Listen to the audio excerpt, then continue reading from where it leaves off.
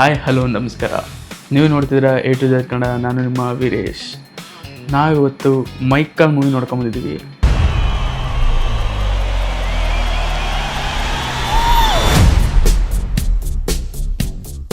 ಎಂಥ ಮೂವಿ ಅಂತೀರಾ, ಸಖತ್ತಾಗಿದೆ. ಆ್ಯಕ್ಚುಲಿ ನಾನು ಮೂವಿಗೆ ಹೋಗೋಕ್ಕೆ ಮೇಯ್ನ್ ಕಾರಣ ಏನಪ್ಪ ಅಂದರೆ ಆ ಮೈಕಲ್ ಜಾಕ್ಸನ್ ಸಾಂಗ್ಸ್ನ ಡಾಲ್ಬಿ 7.1 ಅಥವಾ ಸರೌಂಡಿಂಗ್ ಸೌಂಡ್ ಆ ಥಿಯೇಟ್ರಲ್ಲಿ ಕೇಳೋಕ್ಕೆ ಅಂತಲೇ ಹೋಗಿದ್ದೆ ನಾನು. ಮೂವಿ ಆ್ಯಕ್ಚುಲಿ ನನ್ನ ಸ್ಟೋರಿ ಏನು ಜಾಸ್ತಿ ಇರುತ್ತೆ ಅಂತ ಅಂದ್ಕೊಂಡಿದ್ದಿಲ್ಲ. ಅದ್ರ ಬಗ್ಗೆ ನನಗೆ ಐಡಿಯಾ ಕೂಡ ಇದ್ದಿಲ್ಲ. ಈ ಸಾಂಗ್ಸಿಗೋಸ್ಕರನೇ ಹೋಗಬೇಕು ಅಂತ ನಾವು ಶಿವಮೊಗ್ಗದಲ್ಲಿ ಮೂವಿ ನೋಡೋಕೆ ಹೋಗಿದ್ವಿ. ಥಿಯೇಟ್ರಲ್ಲಿ ಈ ಸಾಂಗ್ಸ್ ಎಲ್ಲ ಬೀಟ್ ಇಟ್ ಹೂಸ್ ಬ್ಯಾಡ್ ಈ ಸಾಂಗ್ಸ್ ಎಲ್ಲ ಬಂದಾಗ ನಿಮಗೆ ಮೈಯೆಲ್ಲ ನಡುಗೋಗುತ್ತೆ. ಎಂಥ ಗೂಸ್ ಬಂಪ್ಸ್ ಬರುತ್ತೆ ಅಂತೀರಾ.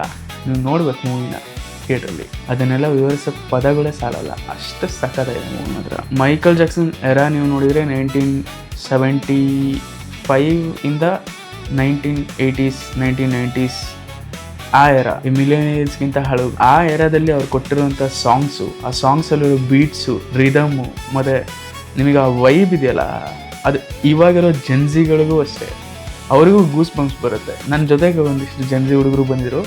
ಸೊ ಅವರೆಲ್ಲ ಹೇಳಿದ್ದೇನಂತಂದರೆ ಸಿಕ್ಕಾಬಡೆ ಗೂಸ್ ಬಂಪ್ಸ್ ಬಂದಿದೆ ಬ್ರೋ, ಸಕ್ಕತ್ತಾಗಿದೆ ಮೂವಿ ಮಾತ್ರ.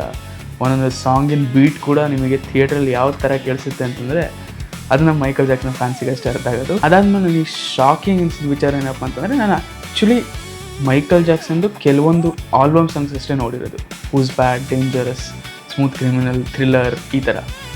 ಬಟ್ ನನಗೆ ಮೈಕಲ್ ಜಾಕ್ಸನ್ ಅವರು ಚಿಕ್ಕವರಿದ್ದಾಗಿಂದನೂ ಹಾಡು ಹೇಳ್ತಾ ಇದ್ರು ಅಥವಾ ಅವ್ರದ್ದೊಂದು ಬ್ಯಾಂಡ್ ಇತ್ತಂತಲೇ ಗೊತ್ತಿರಲಿಲ್ಲ. ಆ ಸೀನ್ ಮೂವಿಯಲ್ಲಿ ಬಂದಾಗ ಮಾತ್ರ ಆ ಒಬ್ಬ ಹುಡುಗ ಆ್ಯಕ್ಟಿಂಗ್ ಮಾಡಿದ್ದಾರೆ. ಅವನು ಏನು ಪರ್ಫೆಕ್ಟಾಗಿ ಆ್ಯಕ್ಟಿಂಗ್ ಮಾಡಿದ್ದಾನೆ ಅಂತಂದರೆ, ನಿಮಗೆ ಸ್ಕ್ರೀನಲ್ಲಿ ನೋಡ್ತಾ ಇದ್ದರೆ ಮೈಕಲ್ ಜಾಕ್ಸನ್ನೇ ಹಾಡು ಹೇಳ್ತಿದ್ದಾರಲ್ಲ ಸ್ಕ್ರೀನಲ್ಲಿ ಅಂತ ಅನಿಸೋ ಅಷ್ಟು ಸಖತ್ತಾಗಿದೆ. ಅದು ಒಂದು ನನಗೆ ಸಿಕ್ಕಾಪಟ್ಟೆ ಏನಂತೀರ ಎಕ್ಸೈಟಿಂಗ್ ಮೂಮೆಂಟ್. ಅದಾದಮೇಲೆ ಮೈಕಲ್ ಜಾಕ್ಸನ್ ದೊಡ್ಡವರಾದಮೇಲೆ ಅವ್ರ ಪಾತ್ರನ ಅವರ ಅಣ್ಣವರ ಮಗ ಆಗಿರುವಂಥ ಜಾಫರ್ ಜಾಕ್ಸನ್ ಅವ್ರು ಮಾಡಿದ್ದಾರೆ. ಸೊ ಅವ್ರು ಯಾವ ಥರ ಪಾತ್ರ ಮಾಡಿದಾರಪ್ಪ ಅಂತಂದರೆ, ಪಾತ್ರ ಪರಕಾಯ ಪ್ರವೇಶ ಮಾಡಿಬಿಟ್ಟಿದ್ದಾರೆ. ನಿಮಗೆ ಎಲ್ಲೂ ಫಸ್ಟು ನಾನು ಟ್ರೇಲರ್ ಅಥವಾ ಟೀಸರ್ ನೋಡೋದು ಏನು ಅನ್ಸಿತ್ತಪ್ಪ ಅಂತಂದರೆ, ಮೈಕಲ್ ಜಾಕ್ಸನ್ ಅವ್ರ ಪಾತ್ರ ಯಾರಾದರೂ ಮಾಡೋಕ್ಕಾಗುತ್ತಾ, ಯಾರಾದರೂ ಆ ರೇಂಜಲ್ಲಿ ಆ್ಯಕ್ಟಿಂಗ್ ಅಥವಾ ಡ್ಯಾನ್ಸ್ ಅಥವಾ ಸಿಂಗಿಂಗ್ ಏನಾದರೂ ಮಾಡೋಕ್ಕಾಗುತ್ತಾ ಅಂತ ಅಂದ್ಕೊಂಡಿದ್ವಿ. ಬಟ್ ಇವರು ಏನಪ್ಪ ಅಂತಂದರೆ, ಇವರು ನಿಮಗೆ ಒಂಥರ ಡಿಫ್ರೆನ್ಸೇ ಗೊತ್ತಾಗಲ್ಲ. ಇವರು ಮೈಕಲ್ ಜಾಕ್ಸನ್ ಥರನೇ ಬದುಕ್ಬಿಟ್ಟಿದ್ದಾರೆ ಆ ಸ್ಕ್ರೀನಲ್ಲಿ. ಏನು ಡಿಫ್ರೆನ್ಸ್ ಅಂತಲೇ ಅನಿಸಲ್ಲ, ಅಷ್ಟು ಚೆನ್ನಾಗಿ ಆ್ಯಕ್ಟಿಂಗ್ ಮಾಡಿದ್ದಾರೆ. ಮೈಕಲ್ ಜಾಕ್ಸನ್ ಅವರು ಯಾವ ಥರ ಮಾತಾಡ್ತಿದ್ರು, ಅವ್ರು ಯಾವ ಥರ ನಡೀತಾ ಇದ್ರು, ಅದೆಲ್ಲದನ್ನು ಇವರು ಇನ್ಸ್ಪಿರೇಷನ್ ತೊಗೊಂಡು 2 ವರ್ಷ 3 ವರ್ಷ ಟ್ರೈನಿಂಗ್ ತೊಗೊಂಡು ಅದಾದಮೇಲೆ ಮಾಡಿರೋದು. ಸೊ ಅದು ನಿಮಗೆ ಸ್ಕ್ರೀನಲ್ಲಿ ಎದ್ದು ಕಾಣಿಸ್ತಾ ಇದೆ. ಅದಾದ ತಕ್ಷಣ ನಿಮಗೆ ಸಾಂಗ್ಸ್ ಬರ್ತಾ ಹೋಗುತ್ತೆ.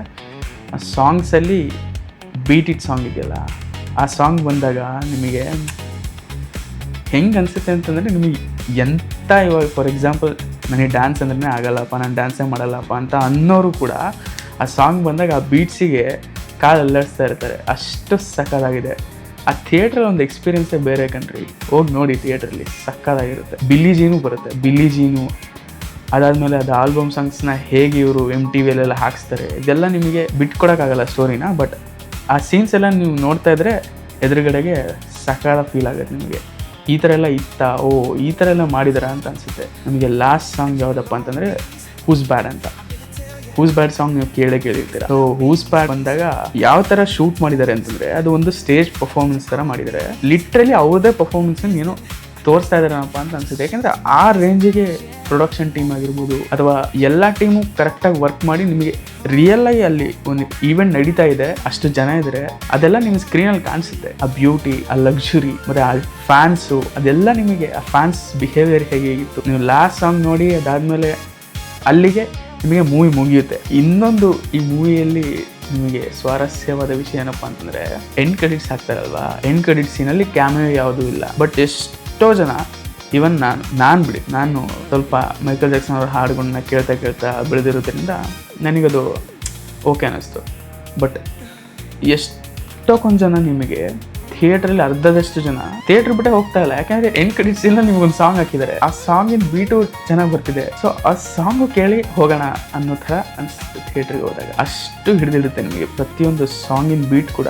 ನಿಮ್ಗೆ ಅವಾಗ ಅಂಥ ಟೆಕ್ನಾಲಜಿಯಲ್ಲಿ ಅರೇಂಜಿಂಗ್ ಮಾಡಿದ್ರು ಅಂತಂದರೆ ಇವಾಗ ನಿಮಗೆ ಕೇಳಬೇಕಾ? ಇವಾಗೆಲ್ಲ ಸ್ಪೀಕರ್ 7.1 ಸರೌಂಡ್ ಸೌಂಡ್ ಈ ಥರ ಎಲ್ಲ ಸೌಂಡ್ ಇರಬೇಕಾದ್ರೆ ಡಾಲ್ಬಿ, DTS ಈ ಥರ ಎಲ್ಲ ಟೆಕ್ನಾಲಜಿ ಬಂದಿರ್ಬೇಕಾದ್ರೆ ಸಾಂಗ್ಸ್ ಹೇಗೆ ಕೇಳಿಸುತ್ತೆ ನಿಮಗೆ ಥಿಯೇಟ್ರಲ್ಲಿ? ಆ ಟೈಮಲ್ಲಿ ನೀವು ಬೇಜಾರಾಗಿದ್ದೇನಪ್ಪ ಅಂತಂದರೆ, ಇಷ್ಟು ಬೇಗ ಮೂವಿ ಮುಗ್ದೋಯ್ತಾ, ಆಲ್ರೆಡಿ 2 ಅವರ್ ಆಗೋಯ್ತಾ, 2 ಅವರ್ 10 ನಿಮಿಷ ಅನಿಸುತ್ತೆ.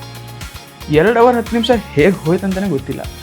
ಫಾರ್ ದ ಫಸ್ಟ್ ಟೈಮ್ ಇವಾಗ ನೀವು ಎಷ್ಟೋ ಮೂವೀಸ್ ಇರ್ತವೆ, ನಿಮಗೆ 2 ಅವರ್ 4 ಅವರ್ ಹಿಡ್ಕೋಬೋದು ನಿಮ್ಮನ್ನು ಸ್ಕ್ರೀನ್ ಪ್ರೆಸೆನ್ಸಲ್ಲಿ. ಬಟ್ ಆ ಮೂವೀಸಲ್ಲಿ ಏನಪ್ಪ ಅಂತಂದರೆ ನಿಮಗೆ ಆ್ಯಕ್ಷನ್ನು, ಸೆಂಟಿಮೆಂಟು, ಎಮೋಷನ್ನು ಎಲ್ಲ ಸೀನ್ಸನ್ನು ಫಾರ್ಮ್ ಮಾಡಿ ಆ ಮೂವಿ ಮಾಡಿರ್ತಾರೆ. ಇದು ಒಂಥರ ಮೂವಿ ನಿಮಗೆ ಡಾಕ್ಯುಮೆಂಟ್ರಿ ಮೂವಿ ಥರ ಇದೆ. ಈ ಥರ ಮೂವಿಯಲ್ಲಿ ನಿಮ್ಗೆ 2 ಅವರ್ ಹೋಗಿದ್ದು ಗೊತ್ತಾಗಿಲ್ಲ ಅಂತಂದರೆ ಡೈರೆಕ್ಟ್ರಿಗೆ ಹ್ಯಾಟ್ಸ್ ಆಫ್ ಸರ್. ಈ ಥರ ಮೂವಿ ಮಾಡ್ತೀರಾ ಅಂತ ನಾವು ಎಕ್ಸ್ಪೆಕ್ಟೇ ಮಾಡಿರಲಿಲ್ಲ. ಸಕ್ಕತ್ತಾಗಿದೆ. ಸೊ ಅಷ್ಟು 2 ಅವರ್ ಹೇಗೆ ಹೋಯ್ತಂತಲೇ ಗೊತ್ತಾಗಲಿಲ್ಲ, ಯಾಕೆ ಹೋಯ್ತು ಅಂತಲೂ ಅನಿಸ್ತು. ನೆಕ್ಸ್ಟ್ ಸಾಂಗ್ ಸ್ಮೂತ್ ಕ್ರಿಮಿನಲ್ ಆಗಿರ್ಬೋದು, ಡೇಂಜರಸ್ ಆಗಿರ್ಬೋದು, earth, all I want to say that they don't really care about ಈ ಸಾಂಗ್ಸು ಇದೆಲ್ಲ ನಿಮಗೆ ನೆಕ್ಸ್ಟ್ ಮೂವಿ ಬರುತ್ತೆ. ಒಂದು ಬೇಜಾರೇನಪ್ಪ ಅಂತಂದರೆ ನೆಕ್ಸ್ಟ್ ಮೂವಿಗೆ ನಾವು ಇನ್ನೂ 2 ರಿಂದ 3 ವರ್ಷ ಕಾಯಬೇಕು. ಇದೊಂದೇ ಕಷ್ಟ ಇರೋದು ನಿಜವಾಗ್ಲೂ. ಇದೊಂದು ಮಾರ್ವೆಲಸ್ ಮೂವಿ. ನಾನಂತೂ ಇದಕ್ಕೆ 10 ಔಟ್ ಆಫ್ 10 ಕೊಡ್ತೀನಿ. 100% ರೆಕಮೆಂಡ್ ಮಾಡ್ತೀನಿ.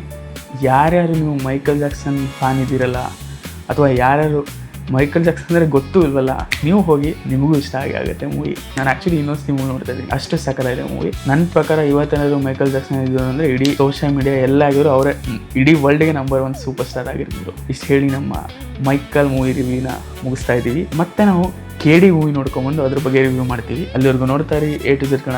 ನಾನು ನಿಮ್ಮ ವೀರೇಶ್.